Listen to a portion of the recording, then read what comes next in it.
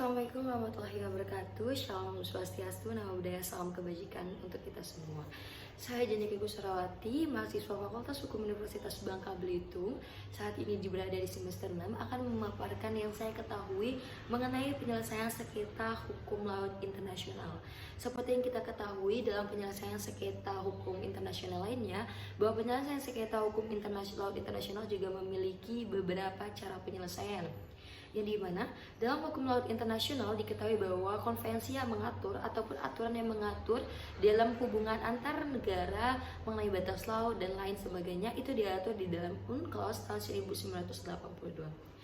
Begitu pula dengan penyelesaian sengketanya pada pasal 279 sampai pasal 299 UNCLOS tahun 1982 telah membahas mengenai penyelesaian sengketa yang terjadi di laut internasional, yang dimana dalam hal ini terdapat 5 cara untuk melakukan penyelesaian hukum sengketa hukum laut internasional. Yang pertama dapat dilakukan secara International Tribunal of Law of the Sea atau yang kita singkat dengan ITLOS. Kemudian yang kedua adalah International Court of Justice atau ICJ. Ketiga adalah arbitrase, keempat special arbitrase, dan yang terakhir adalah konsiliasi. Sebenarnya penyelesaian sengketa hukum laut internasional itu sama dengan penyelesaian sengketa laut internasional lainnya, yang dimana pastinya mengedepankan yang namanya penyelesaian sengketa secara damai. Seperti yang kita ketahui di dalam pasal 2 ayat 7 Junto 2, Piagam PBB menyatakan bahwa penyelesaian secara diplomat itu diutamakan, dan dalam hal ini sangat menolak ataupun meminimalisir terjadinya penyelesaian sengketa internasional ataupun hukum laut internasional secara perang. Karena seperti yang kita ketahui bahwa di dalam Piagam PBB juga menyatakan bahwa diharapkan agar negara menahan dirinya untuk tidak menyelesaikan sengketa dengan melakukan atau mengangkat senjata.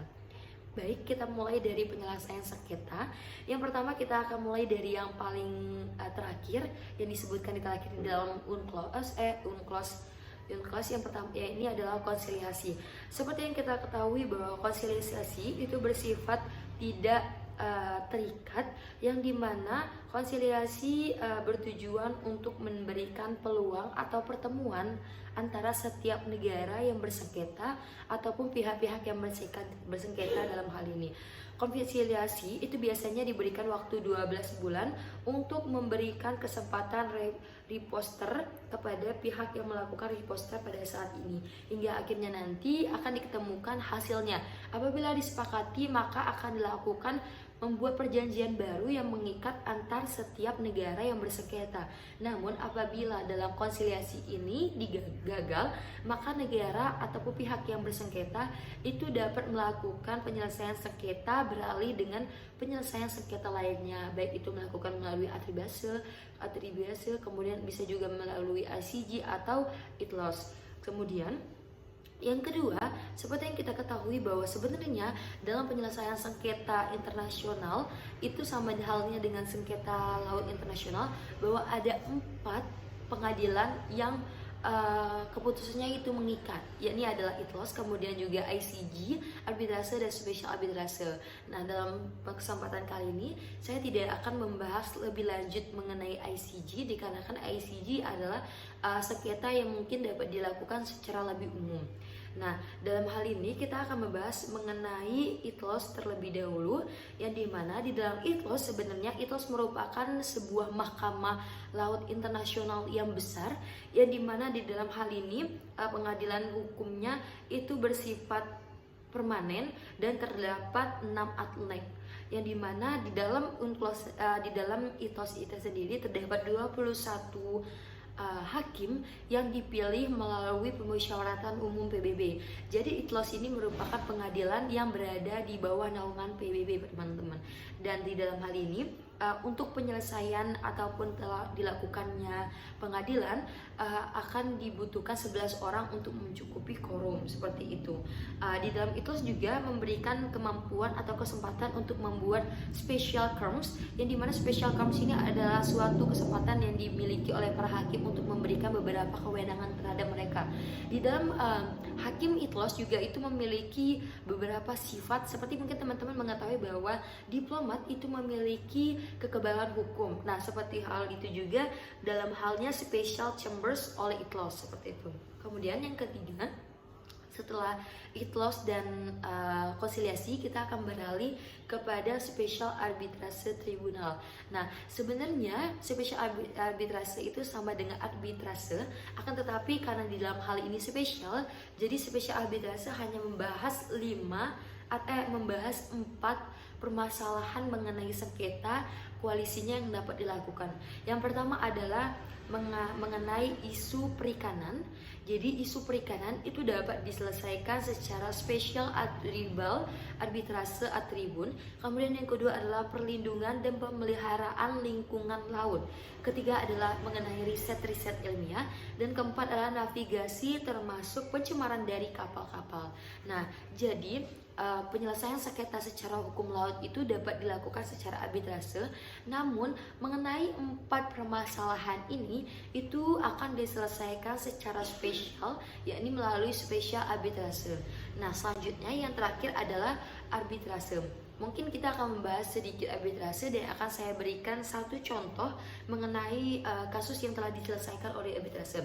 Seperti yang kita ketahui bahwa arbitrase bukanlah sebuah mahkamah, melainkan adalah sebuah biro untuk menyelesaikan sengketa, yang dimana dalam hal ini telah disepakati oleh para pihak yang bersengketa.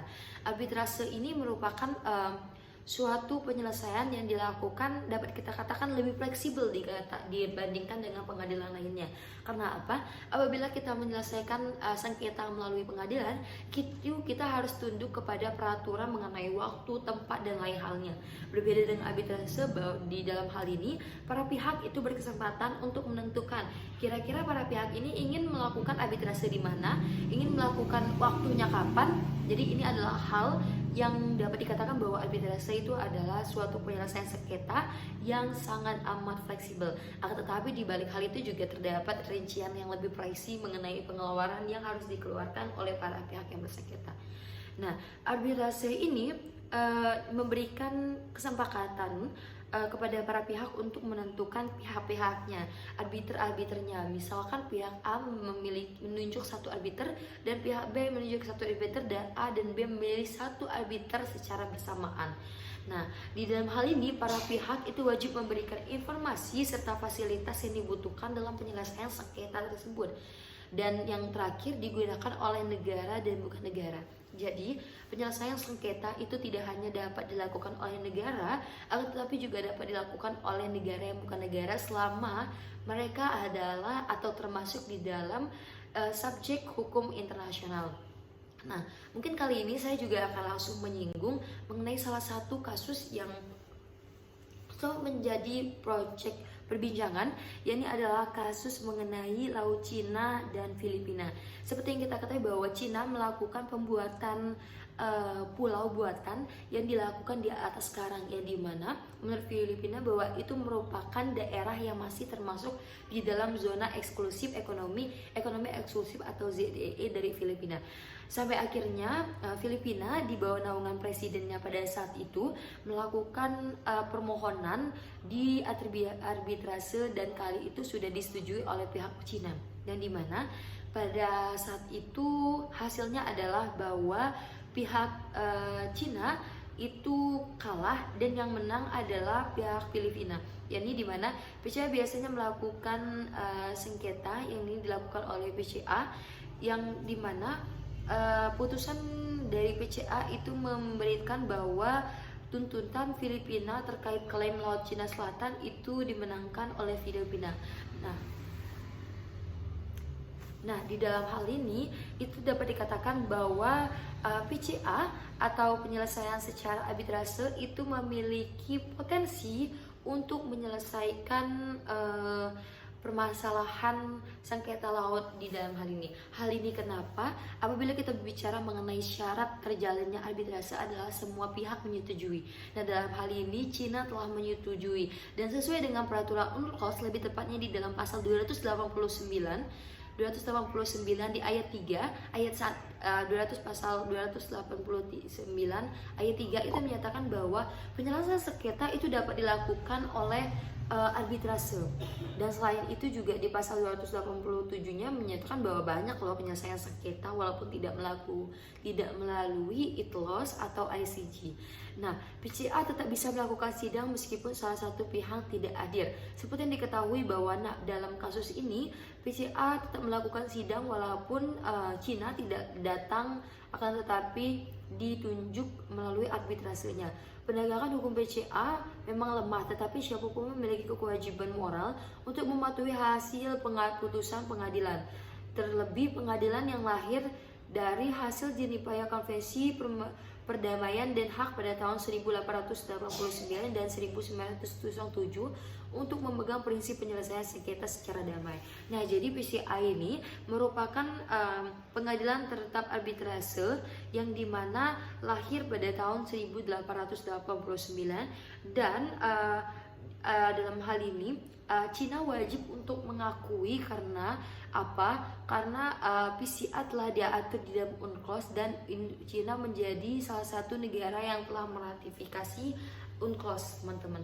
Jadi mungkin itu ya dapat saya sampaikan bahwa penyelesaian sengketa laut internasional pada dasarnya sama dengan penyelesaian laut pada dasarnya itu sama dengan penyelesaian sengketa umum internasional yang dimana dapat dilakukan dengan berbagai cara, tapi akan tetapi pastinya akan mengutamakan terlebih dahulu cara melalui diplomat sesuai dengan piagam PBB kita dan sangat meminimalisir terjadinya perang, penyelesaian sengketa secara perang. Dan dalam hal sengketa laut itu dapat diselesaikan secara 5 tahap. Yang pertama adalah ITLOS, kemudian yang kedua adalah ICJ, yang ketiga adalah arbitrase, spesial arbitrase, dan konsiliasi. Mungkin itu yang dapat saya sampaikan. Terima kasih atas perhatiannya. Mohon maaf apabila ada salah kata. Wabillahi taufiq wal hidayah. Wassalamualaikum warahmatullahi wabarakatuh.